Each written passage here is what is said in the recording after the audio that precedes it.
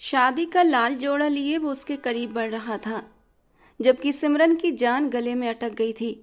मेरे पास मत आओ, वरना मैं कुछ ऐसा कर बैठूंगी जो तुम्हें पसंद नहीं आएगा। क्यों? मुझसे मोहब्बत नहीं करती? तुम्हें तो बड़ा शौक था ना मेरे साथ शादी रचाने का, मेरे साथ सुहागरात मनाने का। तो अब वही तो सब कुछ कर रहा हूँ, पहले शादी और फिर बाद में सुहागरात। दुल्हन बनकर एक बार मेरी सेज तो सजाओ, ऐसा सुकून दूंगा कि पूरी जिंदगी मुझे भूल नहीं पाओगी। शुभम के चेहरे पर इस वक्त चट्टानों जैसी कठोरता थी। आंखें गुस्से को बर्दाश्त करते करते लाल अंगारा हो चुकी थीं। सामने बैठी वो लड़की जिसे उसने अपनी जान से भी ज्यादा प्यार किया था, उसके साथ वो ये सब कुछ करेगी, उसे अंदाजा नहीं था। और अब उसके इनकार पर वो जुनूनी सा हो गया था और शादी का लाल जोड़ा लिए उसकी ओर बढ़ रहा था कि इसे पहनो और मेरे साथ शादी करो। जबकि सिमरन डर के मारे थर थर कांप रही थी। उसे कहाँ पता था शुभम शर्मा इतना जुनूनी इंसान है। वो तो उसे एक सीधा साधा पढ़ाकू टाइप का लड़का समझती थी, लेकिन आज उसके सामने जो खड़ा था वो कोई और ही था, शुभम शर्मा नहीं था जिसने सिमरन के पसीने छुड़ा दिए थे। वो सब झूठ था। मैं तुम्हारे साथ सिर्फ मोहब्बत का नाटक कर रही थी। मैं तुमसे कोई प्यार व्यार नहीं करती। प्लीज, मैं माफ़ी मांगती हूँ। मैं मरकर भी तुमसे शादी नहीं करूँगी, क्योंकि मेरी सगाई किसी और से हो चुकी है और आज आज मेरी शादी है। दोस्तों के कहने पर मैंने उनसे शर्त लगाई थी कि तुम्हें अपनी मोहब्बत के जाल में फंसा कर रहूंगी, और बस मैंने वो शर्त जीत भी ली है। अब तुम भी अपनी राह पकड़ो। मैं तुमसे मोहब्बत नहीं करती और ना ही शादी कर सकती हूँ। अच्छा? वो गुस्से से तिलमिला उठा था। शादी नहीं करना चाहती तो कोई बात नहीं, मेरा नाम भी शुभम शर्मा है। जो चीज मेरी हो जाती है वो मेरी ही होकर रहती है। शादी ना सही, लेकिन बिना शादी के ही मैं तुम्हें और तुम्हारी मोहब्बत को हासिल करके रहूंगा। ये कहकर उसने हाथ में पकड़ा लाल जोड़ा दूर फेंका था और एक झटके से सिमरन को कलाई से पकड़ते हुए अपनी ओर खींचा था। उसके सख्त हाथों की पकड़ सिमरन की नाजुक कमर पर बढ़ती जा रही थी। धीरे धीरे हाथ ऊपर की ओर मूव करने लगे थे और ब्लाउज की डोरियों तक पहुंचते पहुंचते सिमरन की सांस गले में अटक गई थी। उसने एक झटके से अपना चेहरा उठाते हुए शुभम की ओर देखा था, जहां शुभम की आंखों में गुस्सा, नफरत और इंतकाम की आग दहक रही थी। शुभम को इस मोड़ तक लाने वाला कोई और नहीं बल्कि सिमरन ही थी। सिमरन की आंखों से दो आंसू टूट कर गिरे थे। आज उसे अपनी गलती का बुरी तरह एहसास हो रहा था। उसके होंठ धीरे से खुले थे। प्लीज शुभम। लेकिन शुभम ने एक हाथ से उसकी कमर को पकड़ते हुए एक हाथ की उंगली उसके कांपते नरम होठों पर रखी थी। आज नहीं सिमरन, आज तो मुझे रोक नहीं सकती। ये कहकर शुभम ने एक झटके से उसकी डोरियों को खोल दिया था। अगले ही पल वो सरक कर नीचे गिरा था। सिमरन की कमसिन खूबसूरती शुभम की नजरों के सामने थी और फिर उसने बेकरार होकर अपने दहकते कांपते होंठ सिमरन की नरम धड़कनों पर रखे थे। एक्सक्यूज मी, क्या आप 2 मिनट के लिए मेरी बात सुन सकते हैं? एक लड़की की आवाज़ सुनकर वो चौंका था, क्योंकि यूनिवर्सिटी में बहुत कम लोग ही उससे सीधे बात करते थे। ज़्यादातर लोग उसकी पर्सनालिटी से दब जाते थे। वो एक दबंग शख्स था। 6 फुट से भी ऊंचा कद, मजबूत कंधे, घनी और खूबसूरती से तराशी हुई काली मूछें और नए नक्श ऐसे कि वो किसी राजकुमार से कम नहीं लगता था। वो अपनी खूबसूरत जादू भरी पर्सनालिटी से खुद जानकार था, इसलिए हमेशा थोड़ा बेपरवाह भी रहता था। सामने वाला उससे बात करने से पहले एक बार जरूर सोचता था। उसकी पर्सनालिटी में कुछ ऐसा रौब, कुछ ऐसी कशिश थी कि वो एक पल में अपना जादू सामने वाले पर बिखेर देता था। यूनिवर्सिटी की न जाने कितनी लड़कियां उसकी एक प्यार भरी निगाह के लिए तरसती थीं, सपने सजाती थीं कि काश ये खूबसूरत हैंडसम लड़का उनकी जिंदगी में शामिल हो जाए।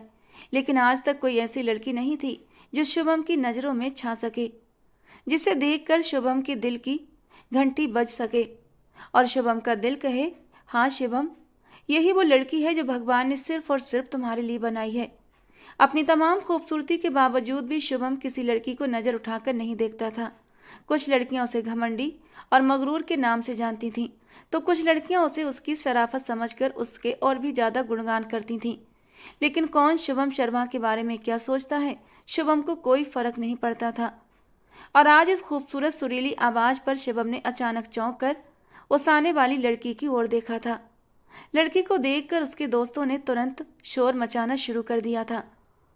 उसने उन्हें घूर कर देखा तो सब चुप हो गए थे। वो उसके साथ मजाक तो करते थे, लेकिन उसके गुस्से से भी डरते थे। जी बताइए मैडम, मैं आपकी क्या मदद कर सकता हूँ? उसने अपने चेहरे को सामान्य रखते हुए सिमरन से पूछा। दरअसल मुझे आपके नोट्स चाहिए थे। क्या आप मुझे अपने नोट्स दे सकते हैं? मैं यूनिवर्सिटी में नई हूँ। सबसे पूछने पर यही पता चला कि आप यूनिवर्सिटी के सबसे अच्छे और होनहार लड़के हैं। बस इसीलिए आपके पास चली आई। वादा करती हूँ कॉपी करने के बाद तुरंत लौटा दूंगी, उसने नजरें झुकाते हुए कहा था। उसके दोस्त हाथ हाथ सीने पर बांध कर खड़े थे, क्योंकि उन्हें यकीन था शुभम शर्मा उसे दो चार खरी खोटी जरूर सुनाएगा और उसे भगा देगा। उसे पता था कि लड़कियां उससे बात करने के लिए अक्सर नोट्स का बहाना बनाती थीं, मगर उनके होश उड़ गए जब उन्होंने शुभम शर्मा का जवाब सुना। फिलहाल तो मेरे पास नोट्स नहीं हैं, घर पर रखे हुए हैं। अगर कल मुझे याद रहा तो ले आऊँगा, वरना कुछ कह नहीं सकता, क्योंकि इन दिनों मैं बहुत ज़्यादा बिजी हूँ। क्या आपके मोबाइल में वो नोट्स नहीं हैं? अगर आप बुरा ना माने तो क्या आप मुझे मोबाइल से वो शेयर कर सकते हैं? शुभम ने गहरी सांस ली और अपना मोबाइल उसके हाथ में दे दिया। न जाने क्यों, लेकिन वो चाहते हुए भी उस लड़की को मना नहीं कर पाया, और शायद ऐसा पहली बार हुआ था, क्योंकि शुभम अपना मोबाइल कभी किसी दोस्त को भी नहीं देता था। उसने ब्लूटूथ ऑन किया, नोट्स अपने मोबाइल में ट्रांसफ़र कर लिए। थोड़ी ही देर में उसने मोबाइल वापस किया और मुस्कुराते हुए बोली, आपका बहुत बहुत धन्यवाद, आपकी वजह से मेरी बहुत हेल्प हो गई। ये कहकर उसने शुभम की ओर एक हल्की सी मुस्कान दी थी, और शुभम का दिल एक पल के लिए धड़क उठा था। हल्की सी मुस्कान ने ही उस लड़की के गालों पर गहरे डिंपल डाले थे, जो उसकी खूबसूरती में चार चांद लगा गए थे। कितने ही पल शुभम उसके चेहरे को देखे गया, जबकि थैंक्स कहकर वो लड़की वहां से चली गई थी। वो लड़की चली गई थी और शुभम कितनी ही देर तक जाती हुई लड़की को देखता रह गया। उसका एक दोस्त रोहित पीछे से आकर उसके कंधे पर हाथ रखता है। होश की दुनिया में वापस आ जा यार, क्योंकि वो जा चुकी है। शुभम एकदम हड़बड़ाकर सीधा हुआ था। दोस्तों के चेहरे पर फैली शरारती मुस्कान देखकर वो अपना सर खुजाने लगा। ऐसे क्या देख रहे हो? बेचारी मासूम लड़की थी, बस इसीलिए थोड़ी सी हेल्प कर दी। थोड़ी सी हेल्प? तो उसे थोड़ी सी हेल्प कर रहा है? तूने उसे अपना मोबाइल दिया था, और ये कोई छोटी बात नहीं थी, रोहित ने हैरानी से कहा। रोहित की बात पर कार्तिक भी आगे आया था। वाह यार, हमें तो कभी तूने अपना मोबाइल छूने भी नहीं दिया, और उस लड़की को आराम से पकड़ा दिया। तुझे अभी भी नहीं समझ आया कि वो तेरा नंबर लेने के बहाने ये सब कर रही थी? कुछ भी बकने से पहले 100 बार सोच लिया करो। उसने ना तो व्हाट्सएप पर नोट्स भेजे और ना ही मेरा नंबर लिया है। उसने ब्लूटूथ से नोट्स लिए हैं। चलो अब यहाँ से भूख लगी है, कैंटीन चलते हैं।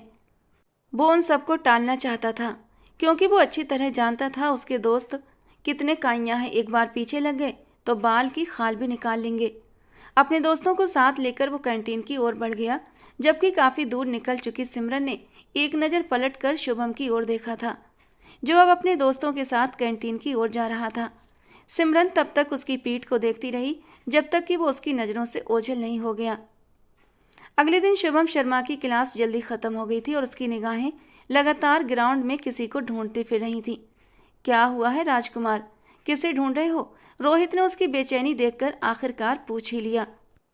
किसी को भी नहीं, शुभम ने धीरे से कहा। तू पूरी दुनिया से झूठ बोल सकता है, लेकिन मुझसे नहीं। कहीं ऐसा तो नहीं कि उस छोटी सी लड़की से तुझे प्यार हो गया हो? वैसे लड़की प्यारी तो बहुत है, इसमें कोई शक नहीं, लेकिन पता नहीं क्यों मुझे वो ठीक नहीं लगती। उसकी सहेलियां बहुत ही लोफर टाइप की हैं। किसी के बारे में यूं बिना जाने राय नहीं बनानी चाहिए, शुभम ने सख्त लहजे में कहा। तो रोहित मुस्कुराते हुए बोला, तू माने या ना माने, लेकिन दाल में कुछ काला जरूर है। शुभम ने उसकी बात को नज़रअंदाज कर दिया और कदम आगे की ओर बढ़ाया कि तभी उसकी नज़र सिमरन पर पड़ी, जो थोड़े ही फासले पर बेंच पर बैठी अपने नोट्स में झुकी हुई थी। तेज हवाएं चलते हुए उसके बालों के साथ शरारत कर रही थीं। पढ़ाई के बीच ही वो कभी बालों को कानों के पीछे करती, तो कभी सारे बालों को समेट कर जूड़े की शक्ल दे देती, लेकिन मुलायम और घने बाल कुछ ही देर में फिर से बिखर जाते। इस वक्त वो जल्दी जल्दी अपने नोट्स बनाने में बिजी थी। क्या हुआ? उसे देखकर रुक क्यों गया? जिससे रोहित शरारती अंदाज में पूछ रहा था, शुभम ने उसे घूर कर देखा था, जिस पर रोहित ने तुरंत डरने की एक्टिंग की थी। अरे बाबा, मुझे इस तरह क्यों घूर रहे हो, जैसे मुझे कच्चा ही चबा डालोगे? मैं तो ये कह रहा था, अगर तुम्हें उस लड़की से कोई बात करनी है तो जाकर कर सकते हो, यूं दूर दूर से घूरने की क्या जरूरत है? लेकिन शुभम बिना जवाब दिए सीधे मजबूत कदमों से सिमरन की ओर बढ़ा था। थोड़ी दूर पर सिमरन की सहेलियां भी खड़ी थीं, जो आपस में बातें करने में मगन थीं। शुभम के हाथ में कुछ नोट्स थे जो वो उसे भेजना भूल गया था, और अभी थोड़ी देर पहले ही उसने प्रिंटर शॉप जाकर वो नोट्स प्रिंट करवाए थे। ये लीजिए, मैं आपको ये फॉरवर्ड करना भूल गया था, उसने सीधे अंदाज में कहा। तो सिमरन पहले तो हैरानी से उसकी ओर देखने लगी और फिर खुलकर मुस्कुरा दी। आपका बहुत बहुत शुक्रिया, आपका ये एहसान मैं कभी नहीं भूलूंगी। आप बताइए, मैं आपकी क्या सेवा कर सकती हूँ? मेरा मतलब है, आपको अगर मुझसे कोई भी हेल्प चाहिए तो बिना झिझक कह सकते हैं। उसकी काली बड़ी बड़ी झील सी आंखें खुशी के एहसास से चमकने लगी थीं, क्योंकि इतनी मेहनत से बनाए गए नोट्स कोई किसी को नहीं देता था। लेकिन सिमरन की बहुत बड़ी हेल्प हुई थी, जो उसे इस तरह बने बनाए नोट्स मिल गए थे, और वो भी इतनी आसानी से। और इसी बात को लेकर वो बहुत खुश थी। लंबी घनी पलकों की झालर कभी गिरती तो कभी उठती, अपने नरम गुदाज गुलाबी होंठों से शुभम को थैंक्स कर रही थी। लेकिन शुभम को कुछ दिखाई और सुनाई कहाँ दे रहा था। वो तो बस उसके चेहरे की खूबसूरती और उसकी मासूमियत में एकदम गुम हो गया था। और जब सिमरन ने उसकी आंखों के सामने हाथ लहराया तो वो होश की दुनिया में वापस आया था। अरे नहीं, इसकी जरूरत नहीं है, आपकी मदद हो गई, मेरे लिए इतना ही काफ़ी है। आप मुझे थोड़ी परेशान लग रही हैं, शुभम ने अनचाही अपने दिल की बात पूछ ली थी। एक बात जो वो अच्छे से नोट कर रहा था कि सिमरन को उसकी ज़िंदगी में आए अभी सिर्फ कुछ ही दिन हुए थे, और जब से सिमरन उसकी ज़िंदगी में आई थी तब से उसमें कई बदलाव आने शुरू हो चुके थे। उसने कभी भी किसी लड़की में दिलचस्पी नहीं ली थी, लेकिन सिमरन के आने के बाद वो चाह कर भी खुद को उसके पास आने से रोक नहीं पा रहा था। एक अजीब सा खिंचाव था जो उसे सिमरन की ओर खींच रहा था। कहीं ऐसा तो नहीं कि उसे सिमरन से प्यार हो गया है? पहली नज़र का प्यार, उसने सुना था कि पहली नज़र का प्यार होता है। पहली नज़र में ही सामने वाला आंखों के रास्ते सीधा दिल में उतर जाता है। तो क्या मेरे साथ भी यही हुआ है? नहीं, ऐसा कुछ नहीं हुआ है। ये प्यार व्यार कुछ नहीं होता, और पहली नज़र के प्यार में तो मैं बिल्कुल भी बिलीव नहीं करता। उसने खुद से ही गुस्से में सवाल जवाब किए थे, और फिर तुरंत ही सिर हिलाते हुए खुद से कहा, नहीं, ऐसा नहीं हो सकता। भला कुछ मुलाकातों में किसी से प्यार कैसे हो सकता है? सिमरन तो जैसे इसी चीज़ का इंतजार कर रही थी। अपने चेहरे पर मासूमियत लाते हुए कहने लगी, मुझे ये कॉन्सेप्ट समझ नहीं आ रहा। काफ़ी देर से कोशिश भी कर रही हूँ। क्या आपके पास थोड़ा सा वक्त है कि आप मुझे समझा दें? शुभम शर्मा उससे थोड़ा सा फासले पर बेंच पर बैठ गया और उसके हाथ से नोट्स ले लिए। फिर उसे समझाने लगा। इसमें कोई शक नहीं था कि वो हद से ज़्यादा जहीन इंसान था और अपनी यूनिवर्सिटी का टॉपर भी था। उसके पास से गुजरते हुए स्टूडेंट्स हैरानी से शुभम को देख रहे थे, जो कि आज एक लड़की के पास बैठा था। मुझे तो लगता है इन दोनों के बीच कुछ चल रहा है, एक स्टूडेंट ने उसके पास से गुजरते हुए तंज कसा। शुभम के माथे पर बल पड़ गए। इससे पहले कि वो उठता और उस स्टूडेंट से सवाल करता, सिमरन ने फौरन उसका बाजू पकड़ लिया। सिमरन के नरम हाथों का स्पर्श जैसे ही शुभम को अपने बाजू पर महसूस हुआ तो ऐसा लगा जैसे उसके पूरे शरीर में करंट सा दौड़ा हो। उसने चौंक कर सिमरन की ओर देखा था।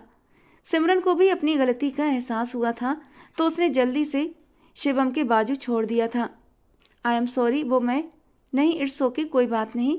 मैं बस उन लोगों को सबक सिखाना चाहता था ताकि वो दोबारा कभी इस तरह की कोई बात ना कर सके। मैं किसी को भी इजाज़त नहीं दे सकता कि वो मेरे किरदार के बारे में बिना कोई जानकारी लिए फालतू की बातें करें।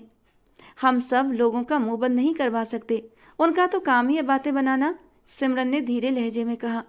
बट आई एम सॉरी, मेरी वजह से ऐसा हुआ। मुझे इस तरह आपके करीब नहीं आना चाहिए था। अरे नहीं, इसकी ज़रूरत नहीं है, आप बिल्कुल ईजी हो जाइए, और अगर आपको किसी भी तरह की कोई परेशानी हो या अगर कोई भी आपको तंग करे तो आप बेझिझक मुझसे कह सकती हैं। ये कहकर वो उसके पास से उठकर चला गया था।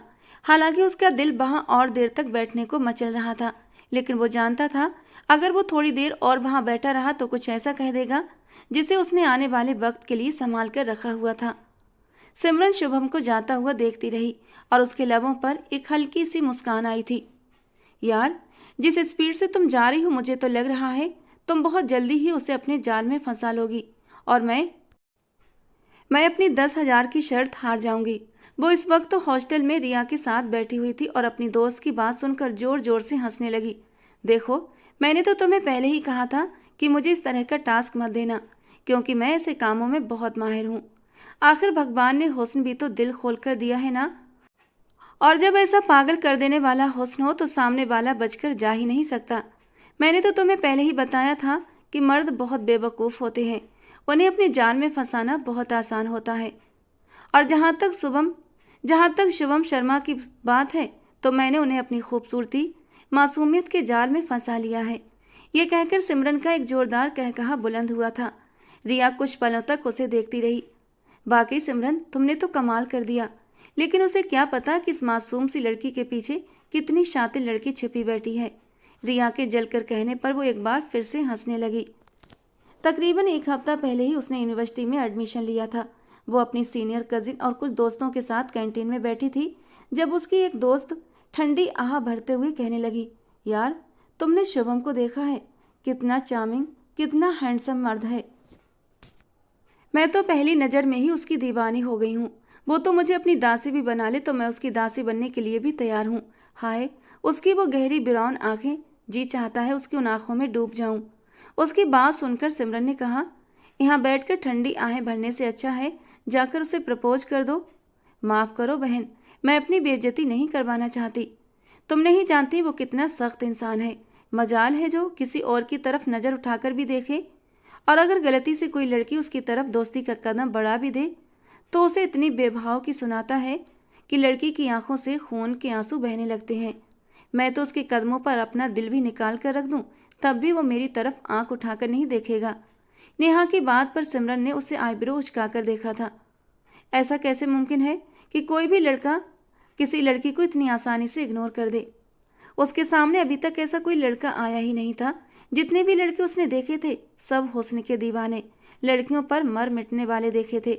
फिर भला ये शुभम शर्मा किस खेत की मूली है? शायद तुम्हारे अंदर वो गट्स नहीं जो तुम उस लड़के को अपने प्यार में दीवाना कर सको। लड़कियों के करीब आने वाले लड़के देखे हैं मैंने, लड़कियों से दूर भागने वाला लड़का आज तक मेरी नज़र में नहीं आया। और जो सब कुछ ये कहता है तो मुझे लगता है कि ये सब किताबों की बातें हैं, क्योंकि औरत वो खूबसूरत चीज़ है कि मर्द औरत के सामने झुकने पर मजबूर हो ही जाता है। और मर्दों को जाल में फंसाना दुनिया का सबसे आसान काम है। अगर ये काम इतना ही आसान है तो तुम खुद क्यों नहीं कर लेती? खुद क्यों नहीं उसे अपने जाल में फंसा लेती? उसकी एक सीनियर ने कहा तो वो खुलकर हंसी थी। अगर मैं ऐसा करूं तो बदले में तुम लोग मुझे क्या दोगे?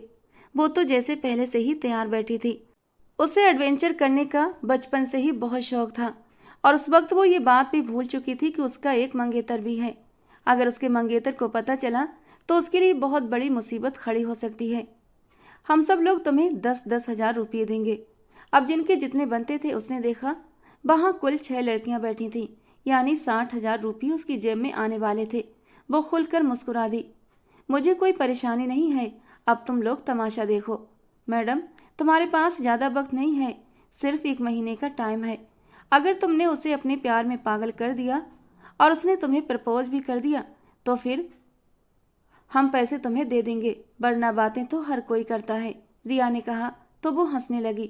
ठीक है, मुझे कोई दिक्कत नहीं है। 1 महीना क्या, मैं तो 15 दिनों में ही उसे अपने पीछे दीवाना कर दूंगी। वो अपनी आंखों की खूबसूरती से अच्छी तरह वाकिफ थी।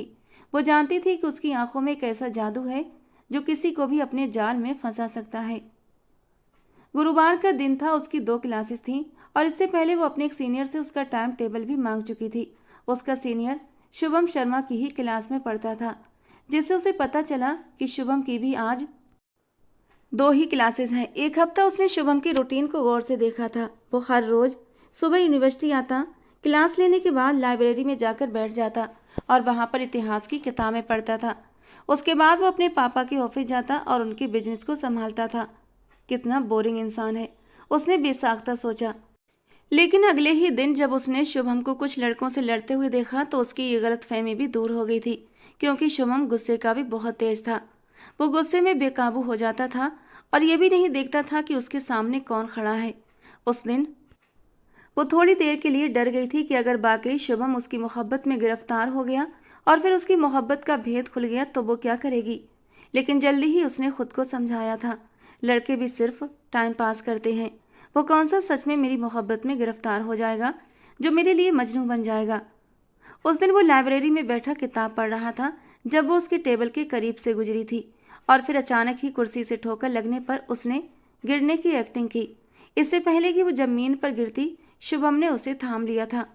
शुभम ने देखा कि उस खूबसूरत सी छोटी सी लड़की की आंखों में एक अजीब सी चमक थी। आज से पहले उसने इतनी हसीन खूबसूरत आंखें कभी नहीं देखी थी। वो जल्दी से उससे दूर हुई और उसके सामने वाली कुर्सी पर जाकर बैठ गई। शुभम भी चुपचाप अपनी जगह पर बैठ गया। उस वक्त वो लाइब्रेरी में जिस हिस्से में मौजूद था वहां पर कोई नहीं था। एक्सक्यूज मी, उसने धीमे लहजे में शुभम को पुकारा, क्योंकि वहां शोर मचाने की इजाजत नहीं थी। शुभम ने किताब बंद करके साइड में रखी और पूरी तरह उसकी तरफ अट्रैक्ट हो गया। ये उसकी आदत थी। उसे अगर कोई भी पुकारता तो वो अपना हर काम छोड़कर उसे पूरा ध्यान देता था। ये देखकर वो बुरी तरह बौखला गई थी, मगर फिर खुद पर काबू पाते हुए बोली, मैंने सर विकास से एक बुक मांगी थी। उन्होंने मुझे बताया कि आपने उनसे वो बुक ली हुई है। क्या आप मुझे कुछ दिनों के लिए वो बुक दे सकते हैं? शुभम को याद आया कि उसने सर विकास से किताब ली थी और वो उन्हें वापस देना भूल गया था, और अब भी वो किताब उसके बैग में ही रखी हुई थी। उसने चुपचाप वो किताब निकाली और उसके हवाले कर दी। किताब उसे देने के बाद वो चुपचाप वहां से उठकर चला गया, जबकि सिमरन ने गुस्से से उसकी पीठ को घूरा था। एक नंबर का खड़ूस इंसान है। कुछ ही दिन गुजरे थे। वो यूनिवर्सिटी से बाहर निकली तो दूर दूर तक किसी का नामो निशान नहीं था। काफ़ी देर हो चुकी थी। उसकी सारी सहेलियां भी जा चुकी थीं, लेकिन वो शुभम शर्मा के चक्कर में वहीं पर रुकी हुई थी। उसकी बदकिस्मती ये थी कि शुभम उसे एक बार भी नजर नहीं आया था। अभी वो यूनिवर्सिटी के पिछले हिस्से में पहुंची ही थी कि उसे कुछ आवारा लड़कों की आवाज़ें सुनाई दी। अरे ओ हसीना, अकेले अकेले कहाँ जा रही हो? उसने पलट कर देखा तो वहाँ कुछ आवारा लड़के मोटरसाइकिल पर सवार थे। उसका दिल डर से भर गया। उसने अपने कदमों की रफ्तार तेज कर दी, मगर इससे पहले ही वो उसके सामने जाकर बाइक रोक चुके थे। उनमें से एक लड़का बाइक से उतरा और उसकी तरफ बढ़ने लगा। इससे पहले कि वो उसे हाथ लगाता, किसी ने उसका हाथ मजबूती से पकड़ लिया। ये कोई और नहीं बल्कि शुभम शर्मा था, जो उसके पीछे पीछे ही यूनिवर्सिटी से निकला था। उसने उन आवारा लड़कों को उसी गली में जाते देखा था जहां वो लड़की दाखिल हुई थी। जब उसने देखा कि वो उसे परेशान कर रहे हैं तो वो एक पल की देर किए बिना वहां पहुंच चुका था। तकरीबन 5 मिनट के अंदर अंदर उसने उन लड़कों को बुरी तरह धुन कर रख दिया था। उनसे निपटने के बाद वो पलटा और सिमरन पर एक नज़र डाली, जो दीवार से लगी बुरी तरह कांप रही थी और उसकी आंखों से तेजी से आंसू भी बह रहे थे। शुभम ने अपने आप को उन आंसुओं के साथ ही बहता हुआ महसूस किया। तुम्हारी सहेलियां कहाँ हैं? इस वक्त अकेली क्यों जा रही थीं?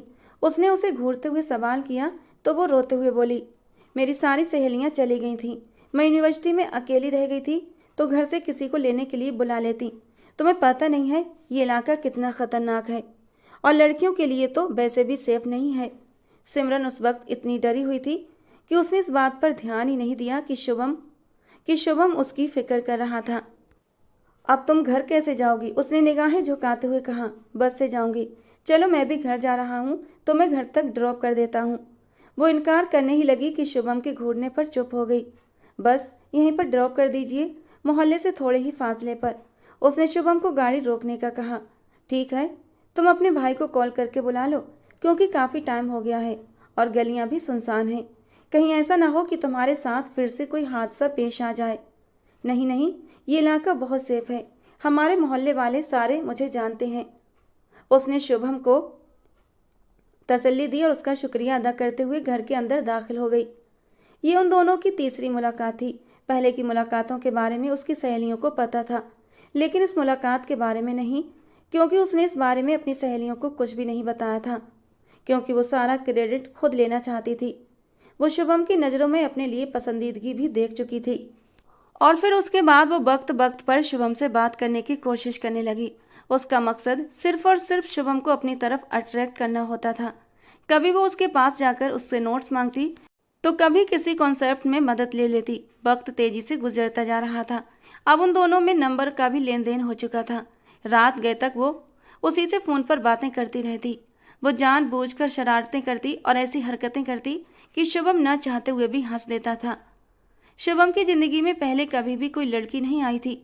वो उसकी ज़िंदगी में आने वाली पहली लड़की थी। कुछ ऐसी मासूमियत और शरारत होती थी सिमरन की बातों में कि न चाहते हुए भी शुभम उससे बातें करता रहता था। उसका मन ही नहीं भरता था। दादा जान, मुझे आपसे एक बहुत ही ज़रूरी बात करनी है। कुछ दिन पहले ही वो अपनी हवेली में वापस आया था और इस वक्त वो उनके साथ डेरों पर बैठा हुआ था। दादा जान ने मुस्कुराते हुए उसे इजाज़त दी। मुझे एक लड़की से मोहब्बत हो गई है और मैं उससे शादी करना चाहता हूँ। मैं चाहता हूँ कि आप लोग मेरा रिश्ता लेकर उसके घर जाएं। मैं उसके ख़ानदान के बारे में कुछ नहीं जानता, शायद वो एक गरीब घराने से संबंध रखती है, मगर दादाजी वो मेरे दिल को पसंद आ गई है। अगर तुम्हें पसंद आ गई है तो हमारे लिए इतना ही काफ़ी है। और जहाँ तक उसके गरीब होने का सवाल है तो मुझे इससे कोई फ़र्क नहीं पड़ता। बस तुम्हें एक बात की गारंटी देनी होगी कि वो एक ख़ानदानी घराने से संबंध रखती हो। ये बात करने की देर थी कि शुभम ने उस लड़की की तारीफ में ज़मीन आसमान एक कर दिए थे। इस बार वो वीकेंड पर घर भी इसी वजह से गया था ताकि अपने दादा जान को मना सके। जानता था अगर दादा जान राजी हो गए तो उसके माँ बाप इनकार नहीं कर पाएंगे, इसीलिए उसने सारा मामला ही अपने प्यारे दादा के हाथों में दे दिया था। रात के वक्त भी वो उसी के बारे में सोच रहा था कि तभी अचानक उसका मोबाइल बज उठा। उसने देखा सिमरन की कॉल आ रही थी। कभी खुद से भी कॉल कर लिया करो, हमेशा मैं ही तुम्हें कॉल करती हूँ। उसने फौरन ही शिकवा किया तो शुभम शर्मा उससे माफ़ी मांगते हुए बोला, आज मेहमान आए थे जिसकी वजह से बहुत ज़्यादा बिजी था और अभी थोड़ी देर पहले ही वहाँ से वापस आया हूँ। तुम्हें तो पता है ना कि हवेली के कितने काम होते हैं। वो चंद लम्हों के लिए खामोश हो गई। मैं तुमसे एक बहुत ही ज़रूरी बात करना चाहता हूँ, शुभम ने धड़कते दिल से कहा। दोनों में फिर से खामोशी छा गई। सिमरन अच्छी तरह जानती थी कि वो उससे क्या बात करना चाहता है, क्योंकि वो काफ़ी दिनों से ये बात नोट कर रही थी कि शुभम बात करते करते हमेशा चुप हो जाता था। उसके चेहरे को प्यार से देखने लगता, कुछ कहने के लिए होंठ खोलता लेकिन कह नहीं पाता था। सिमरन जानती थी उसके प्यार में वो पूरी तरह डूब चुका है और अब बस उसके इजहार मोहब्बत करने की देर थी। जैसे ही वो इजहार मोहब्बत करता उधर वो शर्त जीत लेती और पूरे 60,000 उसकी मुट्ठी में। ये सोच कर ही सिमरन का खुशी के मारे बुरा हाल था और शायद आज शुभम उसे ये सब कुछ बोलने वाला था। खुशी के मारे सिमरन का दिल धड़कने लगा। बोलो, मैं तुम्हारी बात सुन रही हूँ। उसने शुभम को इजाज़त दी। अभी नहीं करूँगा, जब वापस आऊँगा तब रूबरू होकर तुमसे अपने दिल की बात करूँगा। क्या तुम्हारे पास थोड़ी सी फुर्सत है? मैं तुम्हें किसी अच्छी सी जगह पर लेकर जाना चाहता हूँ जहाँ का माहौल पुरसुकून हो और वहाँ पर सिर्फ हम दोनों ही मौजूद हों। अगर तुम्हें बुरा न लगे तो। नहीं, मुझे बुरा नहीं लगेगा। आप बस डिसाइड कर लीजिए कि किस जगह पर जाना है और मुझे डेट भी बता देना ताकि उस हिसाब से मैं अपने घर में बहाना बना लूँ। बहुत जल्दी ही आपकी ये मुश्किल भी आसान हो जाएगी, फिर आपको बहाने करने की ज़रूरत नहीं पड़ेगी। क्या मतलब आपकी बात का? वो मुकम्मल तौर पर अनजान बन गई। फिलहाल मतलब समझाने का मौका नहीं है, जब मिलूंगा तो सब कुछ बहुत अच्छे से समझा दूंगा। अचानक ही सिमरन को बाहर अपने मंगेतर हार्दिक की आवाज़ सुनाई दी तो वो बुरी तरह से बौखला गई। मेरी बात सुने, मैं आपको थोड़ी देर में कॉल करती हूँ। ये कहकर उसने फ़ौरन से कॉल काट दी। इतने दिनों तक कहाँ गायब हो? हार्दिक ने कमरे में आते हुए उससे सवाल करना शुरू कर दिए। तुम इन दिनों मुझे बिल्कुल भी वक्त नहीं दे रही हो और मुझे लगातार नज़रअंदाज कर रही हो। वो बहुत परेशान नजर आ रहा था। क्या मुझसे कोई गलती हो गई है? वो उसके सामने खड़ा उसकी आंखों में आंखें डालकर सवाल कर रहा था। हार्दिक और उसकी मंगनी को लगभग 6 महीने हो चुके थे। हार्दिक उसके मोहल्ले में ही रहता था और एक अच्छी जॉब करता था। शुरू से ही उन दोनों में काफ़ी अच्छी दोस्ती थी और एक दूसरे के घर आना जाना भी था। मंगनी होने के बाद भी हार्दिक का जब भी मन होता उसके घर उससे मिलने के लिए चला आता था और आज भी वो बिना झिझक उसके कमरे में धड़ल्ले से चला आया था और अब उससे सवाल जवाब भी कर रहा था। नहीं, ऐसी कोई बात नहीं है, मैं बस पढ़ाई की वजह से थोड़ी सी बिजी हो गई थी। उसने निगाहें चुराते हुए कहा। पढ़ाई तो तुम पहले भी करती थी, लेकिन उसके साथ साथ तुम मेरे लिए भी वक्त निकालती थी। मुझे तो लग रहा है कोई और बात है। अगर कोई मसला है तो तुम खुलकर मुझसे शेयर कर सकती हो। नहीं, मैं तुम्हें कह रही हूँ ना कि ऐसी कोई बात नहीं है। अगर कोई मसला होता तो मैं सबसे पहले तुम्हें ही आकर बताती। हार्दिक उसका बचपन का दोस्त था और उसकी पहली मोहब्बत भी। इस बात से वो इनकार नहीं कर सकती थी और जो अहमियत हार्दिक की थी वो अहमियत किसी और को नहीं दे सकती थी। हार्दिक ने गहरा सांस लेते हुए 2 कदम आगे बढ़ाकर सिमरन के हाथों को अपने हाथों में थाम लिया था। सिमरन, मुझसे यूँ लापरवाही मत बरता करो। तुम जानती हो ना, तुम्हारी जरा सी लापरवाही भी मेरी जान ले जाती है। बहुत प्यार करता हूँ तुमसे। कहते कहते वो सिमरन के हाथों पर अपने होंठ लगा गया था और सिमरन को यह एहसास बहुत खूबसूरत लगता था। जब भी हार्दिक उसके करीब होता उसे सब कुछ अच्छा लगता था और अब भी वो सब कुछ भूल गई थी। आगे बढ़ते हुए हार्दिक के कंधे पर अपना सर टिका दिया। जानती हूँ हार्दिक कि तुम मुझसे कितना प्यार करते हो। मैं भी तो तुमसे बहुत प्यार करती हूँ ना। बस पढ़ाई की वजह से तुम पर ध्यान नहीं दे पाई, बट अब आगे से गलती नहीं होगी। और हार्दिक के दिल में एक सुकून सा उतर गया था। उसने कंधे से पकड़कर सिमरन को बेड पर बिठाया और खुद जमीन पर उसके घुटने पर सर रखकर बैठ गया। सिमरन उसके बालों में हल्की हल्की उंगलियां चलाते हुए मसाज करने लगी। अच्छा सिमरन, एक बात करनी थी तुमसे। तुम्हारी दोस्त रिया पिछले कुछ दिनों से मुझे लगातार कॉल कर रही है।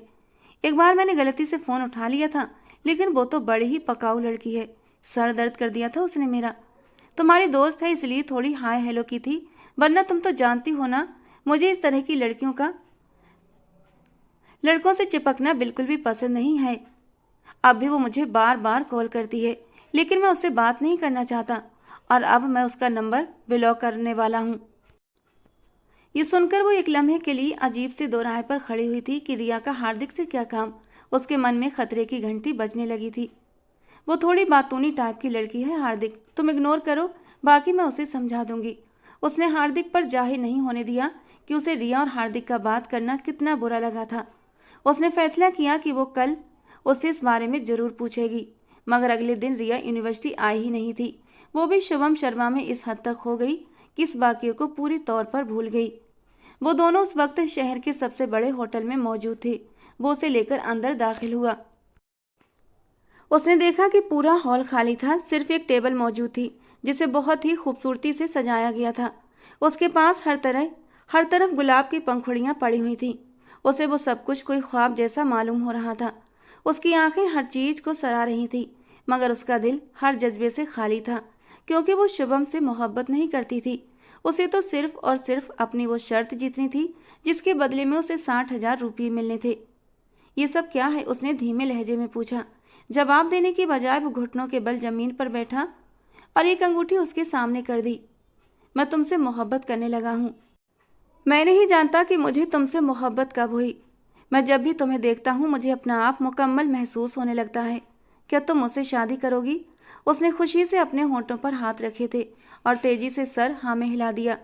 उसने अपना हाथ शुभम शर्मा की ओर बढ़ाया। शुभम ने उसकी नाजुक सी उंगली में हीरे की अंगूठी पहना दी। जैसे ही वो होटल के अंदर दाखिल हुई थी, उसने रिकॉर्डिंग भी ऑन कर ली थी। उसकी सारी बातें रिकॉर्ड हो रही थीं। उसके बाद शुभम ने उसे बताया कि वो उसी दिन से उसे पसंद करने लगा था जब उसने उसे पहली बार लाइब्रेरी में देखा था। वो उसे बाकी सभी लड़कियों से अलग लगी थी, क्योंकि बाकी लड़कियां उससे बात करने के लिए और उसके साथ रिश्ते बढ़ाने के लिए उसके पास जाती थीं, मगर वो पहली लड़की थी जो हमेशा ज़रूरत की बात करती थी और बेमतलब उसे तंग नहीं करती थी। वक्त काफ़ी हो चुका था। उसने शुभम शर्मा को घर ड्रॉप करने के लिए कहा तो शुभम ने उसे चुपचाप घर ड्रॉप कर दिया। सिमरन का परिवार यहाँ से शिफ्ट हो रहा था। वे लोग अपने आबाई घर में वापस जा रहे थे, क्योंकि उसकी माँ ने फैसला किया था कि अब वो अपनी बेटी की शादी कर दें। उनकी तबीयत भी बहुत ज़्यादा ख़राब रहने लगी थी। सिमरन के पिता तो उसके बचपन में ही गुजर गए थे। अब उसकी माँ और एक बड़ा भाई था जो कि देश से बाहर होता था और उसकी माँ अकेले ही रहती थी। अब भी लोग पंजाब शिफ्ट होने वाले थे। ये तय किया गया था कि उसकी माँ शादी के बाद उसके मामू के घर चली जाएंगी, जबकि वो शादी करके अपने पति के घर शिफ्ट हो जाएगी। जहाँ तक यूनिवर्सिटी का सवाल था तो उसे वैसे भी पढ़ाई से कोई दिलचस्पी नहीं थी।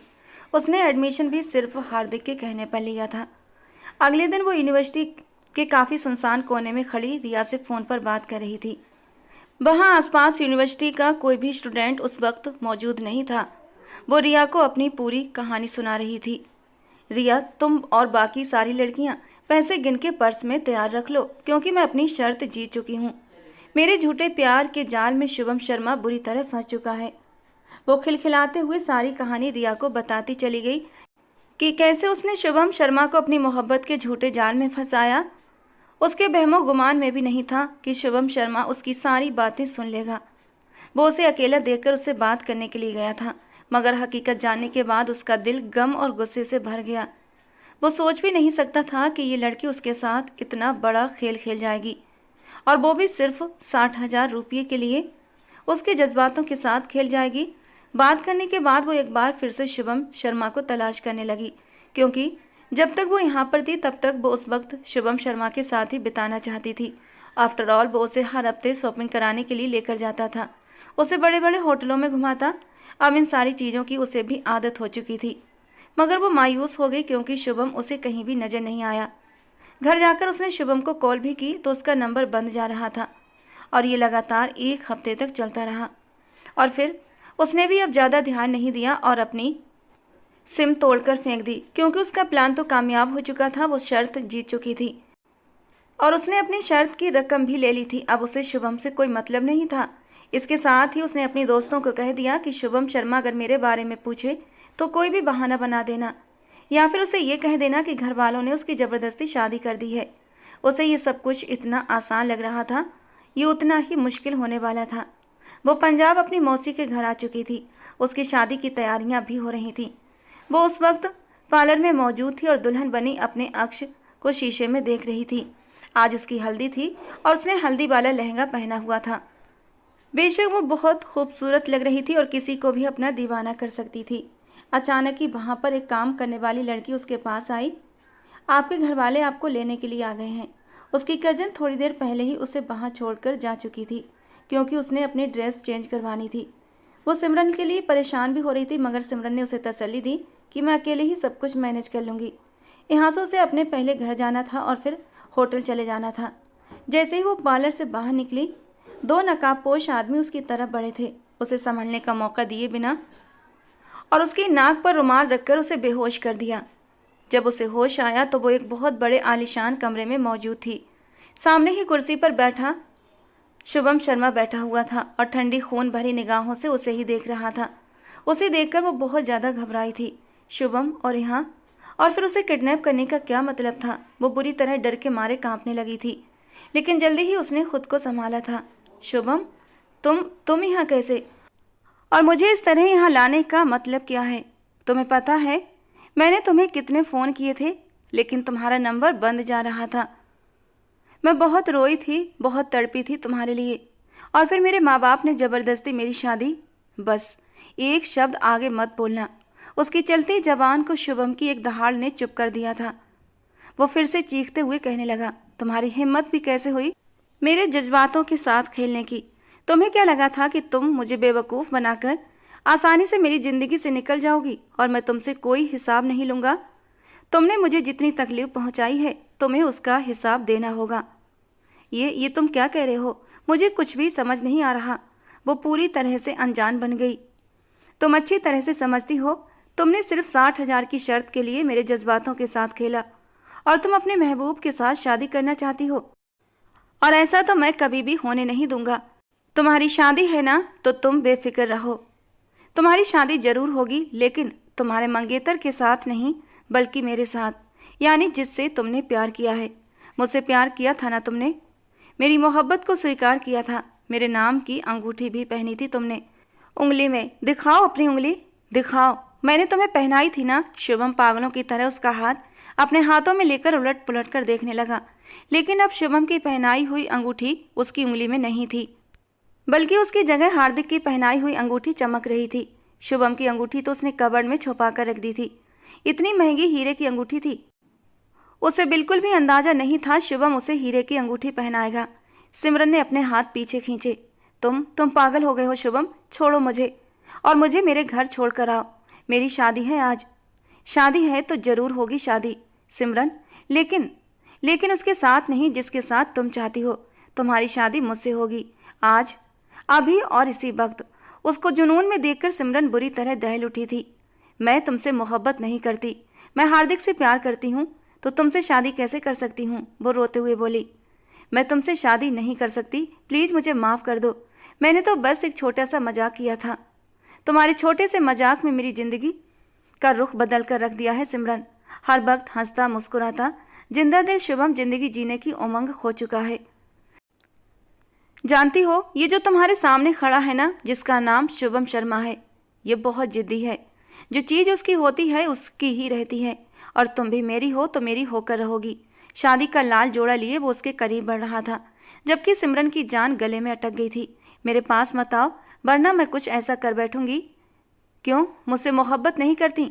तुम्हें तो बड़ा शौक था ना मेरे साथ शादी रचाने का, मेरे साथ सुहागरात मनाने का। तो अब वही तो सब कुछ कर रहा हूँ, पहले शादी और फिर बाद में सुहागरात। दुल्हन बनकर एक बार मेरी सेज तो सजाओ, ऐसा सुकून दूंगा कि पूरी जिंदगी मुझे भूल नहीं पाओगी। शुभम के चेहरे पर इस वक्त चट्टानों जैसी कठोरता थी। आंखें गुस्से को बर्दाश्त करते करते लाल अंगार हो चुकी थीं। सामने बैठी वो लड़की जिसे उसने अपनी जान से भी ज्यादा प्यार किया था, उसके साथ वो ये सब कुछ करेगी उसे अंदाजा नहीं था। और अब उसके इनकार पर वो जुनूनी हो गया था। शादी का लाल जोड़ा लिए वो उसकी तरफ बढ़ रहा था कि इसे पहनो और मेरे साथ शादी करो, जबकि सिमरन डर के मारे थर थर कांप रही थी। उसे कहाँ पता था शुभम शर्मा इतना जुनूनी इंसान है। वो तो उसे एक सीधा साधा पढ़ाकू टाइप का लड़का समझती थी, लेकिन आज उसके सामने जो खड़ा था वो कोई और ही था, शुभम शर्मा नहीं था जिसने सिमरन के पसीने छुड़ा दिए थे। वो सब झूठ था। मैं तुम्हारे साथ सिर्फ मोहब्बत का नाटक कर रही थी। मैं तुमसे प्यार नहीं करती। प्लीज़ मैं माफ़ी मांगती हूँ। मैं मरकर भी तुमसे शादी नहीं करूँगी, क्योंकि मेरी सगाई किसी और से हो चुकी है और अब तो उसके साथ मेरी शादी भी है।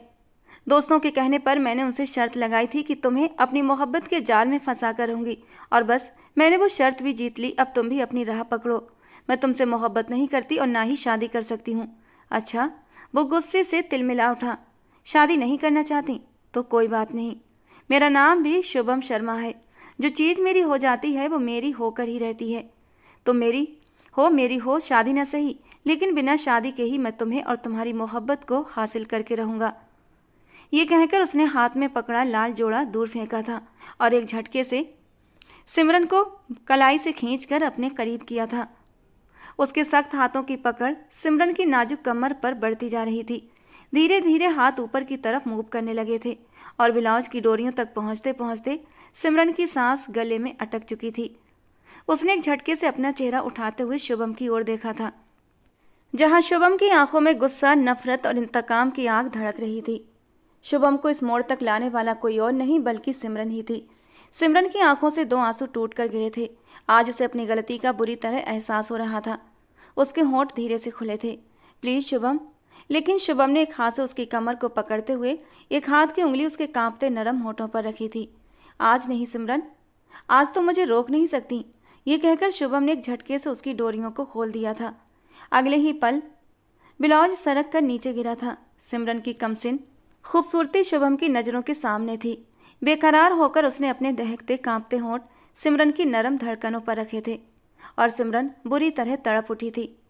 उसे सिर्फ एडवेंचर पसंद था, दोस्तों के साथ मस्तियाँ, शर्त लगाना, यहाँ तक तो ठीक था, लेकिन उसने आज तक अपनी इज्जत को बहुत संभाल कर रखा था और आज एक गैर मर्द उसके इतना करीब था, उसकी आत्मा तक छलनी हो चुकी थी। आज तक उसने हार्दिक को भी एक हद में रखकर बात की थी। हार्दिक को सिर्फ इतनी अनुमति थी कि वो उसके हाथों तक पहुंच सका था।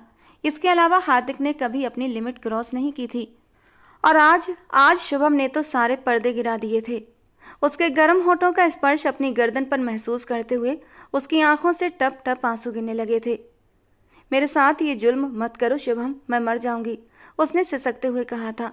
जुल्म तो तुमने किया है मेरी जान, और अब तुम्हें उसका हिसाब भी देना होगा। बिना कोई बहस किए मुझसे शादी कर लो या फिर शादी से पहले ही सुहागरात के लिए तैयार हो जाओ। वो बहुत ज़्यादा डर गई थी क्योंकि उसने शुभम की आंखों में जलती बदले की आग देख ली थी। वो आज सिमरन को बिना हासिल किए जाने नहीं देता और फिर डरते डरते उसने शादी के लिए हाँ कर दी थी, क्योंकि वो और कोई पाप नहीं कर सकती थी। शादी से पहले किसी गैर मर्द के करीब आना और उससे रिश्ता बनाना उसकी नज़र में सबसे बड़ा पाप था और वो ये पाप मरकर भी नहीं कर सकती थी। उसके हाँ कहने की देर थी कि शुभम के होठों पर एक मुस्कान आई थी। उसे अलग होते हुए उसके ब्लाउज की डोरियों को बंद किया था और उसे हाथ पकड़कर सीधा मंदिर लेकर आया था। बहुत ही शांति से मंदिर में दोनों की शादी हुई थी। शुभम पक्का इंतजाम करना चाहता था। वो उसे लेकर कोर्ट भी गया था, जहाँ पर दोनों ने कोर्ट मैरिज भी की। जब वो साइन कर रही थी तो उसके हाथ बुरी तरह कांप रहे थे। दूसरी तरफ उसके घर वाले बहुत ज़्यादा परेशान हो गए थे। हार्दिक का तो गुस्से के मारे बुरा हाल था और इस दौरान रिया ने अपना काम पूरा कर दिया। उसने जो जाल बिछाया था, शिकार बुरी तरह शिकार हो चुका था। वो अपनी चाल में कामयाब हो गई थी। वो शुरू से ही हार्दिक को पसंद करती थी और उससे शादी करना चाहती थी। वो बस किसी भी तरीके से सिमरन को अपने रास्ते से हटाना चाहती थी। इसीलिए उसने सिमरन को शुभम शर्मा की तरफ लगा दिया। अब जब सिमरन घर से गायब हुई तो रिया को अपना आखिरी दाव भी चल देना था और बस जैसा वो चाहती थी सब कुछ वैसा ही हो जाता।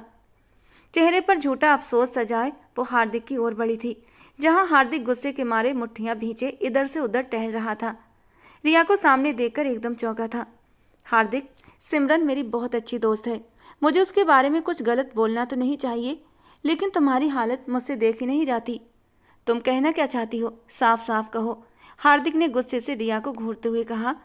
हार्दिक, भूल जाओ कि सिमरन वापस आएगी, क्योंकि अब वो हमेशा हमेशा के लिए तुम्हें और इस घर को छोड़कर जा चुकी है, अपने आशिक के साथ। क्या बकवास कर रही हो, मुंह तोड़ दूंगा मैं तुम्हारा, जो तुमने सिमरन के बारे में कुछ भी गलत कहा तो। मैं झूठ नहीं कह रही हार्दिक, मेरे पास सबूत है। और फिर जो रिकॉर्डिंग उस पर यकीन करके सिमरन ने उसे फॉरवर्ड की थी, वो हार्दिक को सुना दी। इसके साथ ही उसने उसे ये भी बताया कि वो एक अमीर जादे को अपने जाल में फंसा चुकी है और वो उसी के साथ भागी है। हार्दिक के दिल में उसके लिए नफरत पैदा हो गई। वो यही समझ रहा था कि सिमरन ने उसे धोखा दिया है, जबकि हकीकत तो कुछ और थी। अब सिमरन उसकी पत्नी बन चुकी थी। शादी की पहली रात वो बहुत गुस्से में था। सिमरन ने जो कुछ उसके साथ किया, वो अपना सारा गुस्सा, सारा जुनून उसके नाजुक वजूद पर उतार देना चाहता था। उसे तकलीफ पहुंचाने के लिए वो उसके पास गया था, अपने गुस्से को उसके नाजुक से होंठों पर निकाला था, और उसकी इतनी सी शिद्दत से ही सिमरन का बुरा हाल हो गया था। बड़ी बड़ी काली आंखों से आंसू बहने लगे थे, और जब उन आंसुओं का नमकीन स्वाद सिमरन के होंठों का रसपान करते हुए शुभम को अपने गले में उतरता महसूस हुआ, तो वो बुरी तरह चौंका था। अगले ही पल वो उससे दूर हटा था। हाँ, वो उसे सजा देना चाहता था, उसे तकलीफ देना चाहता था, अपने अंदर दहकती गुस्से की आग को शांत करना चाहता था, लेकिन फिर ना चाहते हुए भी वो रुक गया था। वो इस लड़की की आंखों में आंसू देख ही नहीं सकता था, और फिर वो उसे हाथ लगाए बिना कमरे से बाहर निकल गया। उसे खुद पर गुस्सा आ रहा था कि वो क्यों इस लड़की के सामने नरम पड़ रहा है। शायद ये मोहब्बत ही थी जिसकी वजह से वो हमेशा कमज़ोर पड़ जाता था। सिमरन पूरी रात रोती रही, एक पल के लिए भी वो सोई नहीं थी। जैसे ही आसमान पर रोशनी फैली, वो कमरे से बाहर निकली थी। सब तरफ खामोशी का राज था। सिमरन ने उसकी हवेली से भागने की कोशिश की, लेकिन गार्ड्स ने उसे पकड़ लिया, और फिर हवेली में इतनी कड़ी सुरक्षा को देखते हुए उसने आगे भागने का इरादा ही छोड़ दिया। वो हैरान होती थी कि इस पूरे समय के दौरान शुभम शर्मा एक बार भी उसकी अनुमति के बिना उसके पास नहीं आया था। वो न केवल उसका ख्याल रखता, बल्कि उसकी सारी ज़रूरतें भी पूरी करता था। हालांकि उसे सिमरन से बदला लेना चाहिए था, लेकिन उसने अपनी मोहब्बत के हाथों मजबूर होकर उसे माफ़ कर दिया था। वो सिर्फ और सिर्फ सिमरन की चाहत रखता था, और उसकी ख्वाहिश थी कि सिमरन किसी तरह से उसकी मोहब्बत में गिरफ्तार हो जाए। सिमरन उसे बहुत तंग करती थी, उसके लाए हुए खानों को फेंक देती, चीखती चिल्लाती, उसके साथ बदतमीजी करती, और फिर एक दिन तो हद ही हो गई। उस दिन शुभम उसे घुमाने के लिए बाहर लेकर गया था। ये एक हरा भरा सा इलाका था, और सिमरन पहले से ही पूरा इंतजाम करके आई थी। एक छोटा सा चाकू वो अपने साथ छुपा कर लाई थी, और शुभम को जख्मी करके वो वहाँ से भाग गई। लेकिन वो ये नहीं जानती थी कि शुभम उससे बेखबर नहीं था। वो कुछ ही दूर गई थी कि उसके आदमियों ने उसे फिर से पकड़ लिया और शुभम के पास ले आए थे। उस वक्त सिमरन बहुत ज़्यादा डर गई थी कि इस बार शुभम उसे सख्त से सख्त सजा देगा, लेकिन शुभम ने अपने होंठ भी नहीं खोले थे। उस दिन भी वो सिमरन के दिए गए जख्म को साफ करते हुए उस पर मरहम लगा रहा था। न चाहते हुए भी सिमरन की आंखों में आंसू बहने लगे थे, और जब जख्म से दर्द की टीस उठी तो शुभम के होंठों से एक सिसकारी निकली थी। सिमरन तड़प कर उसके करीब आई थी। तुम आखिरकार किस मिट्टी से बने हो? ना तो तुम मुझे सजा देते हो और ना ही मुझे खुद से दूर कर रहे हो। क्यों कर रहे हो मेरे साथ ऐसा? तुम इतने अच्छे क्यों हो? वो रोते हुए शिकायत कर रही थी। मुझ में कोई अच्छाई नहीं है, बस एक बुराई है कि इस सीने में जो दिल है ना, उसमें तुम्हारे लिए ढेर सारी मोहब्बत भरी हुई है। बहुत मोहब्बत करता हूँ तुमसे। पहली नज़र का इश्क क्या होता है ये मैंने आज जाना है, तुमसे मोहब्बत होने के बाद। और सिमरन उसकी बात पर आंसू पोंछते हुए रुख मोड़कर बैठ गई थी, जबकि शुभम के होंठों पर एक जख्मी सी मुस्कान आई थी। वो लाख जतन कर ले, लेकिन उस लड़की के दिल में अपने लिए मोहब्बत नहीं डाल सकता था। वो अफसोस से सिमरन को देखता हुआ कमरे से बाहर चला गया। जब और 3 महीने गुजर गए तो शुभम शर्मा को एहसास हुआ कि वो ज़बरदस्ती उसके दिल में अपनी मोहब्बत नहीं डाल सकता। इसीलिए उस दिन उसने सिमरन को आज़ादी दे दी कि वो जाकर अपने घर वालों से मिल ले, हमेशा हमेशा के लिए उसे छोड़कर चली जाए। बस वो उसे अपनी तरफ से तलाक नहीं दे सकता। उसने ये भी हक सिमरन को दे दिया कि वो अगर चाहे तो उससे कोर्ट के जरिए तलाक ले ले।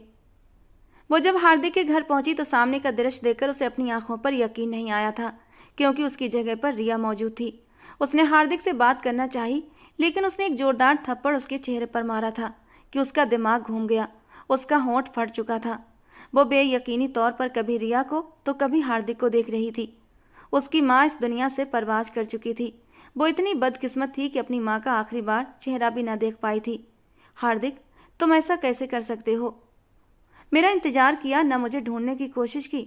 और ये रिया, ये यहाँ क्या कर रही है? इससे पहले कि हार्दिक उसे कुछ और कहता, शुभम शर्मा घर के अंदर दाखिल हुआ था और एक जोरदार मुक्का उसके चेहरे पर मारते हुए कहा, खबरदार, जो तूने अब मेरी बीवी को हाथ भी लगाया, वरना तेरे हाथ तेरे धड़ से अलग कर दूंगा। उसने सिमरन को धीरे से जमीन से उठाया और अपनी चादर उसके चारों ओर डाल दी। सिमरन रोते हुए शुभम शर्मा को देख रही थी। उसने हमेशा शुभम के साथ ज्यादती की थी। पहले उसके दिल के साथ खेला और फिर उसकी जिंदगी को तंग बनाए रखा। कैसे इंसान के लिए, एक ऐसे इंसान के लिए जो तुरंत उसकी दोस्त की बातों का यकीन कर गया था, और एक तरफ शुभम शर्मा था जो सब कुछ जानने के बावजूद उसे माफ कर चुका था। रिया अपने मकसद में सफल हो गई थी, लेकिन उसे एक पल के लिए भी सुकून नहीं मिला था, क्योंकि जब भी हार्दिक उसे पुकारता उसके मुंह से सिमरन का नाम निकलता था और दोनों के बीच हमेशा इसी बात पर लड़ाई होती रहती थी। उस दिन सिमरन शुभम शर्मा के साथ वापस घर आ गई थी। वो उसके गले से लगी कई घंटे तक रोती रही।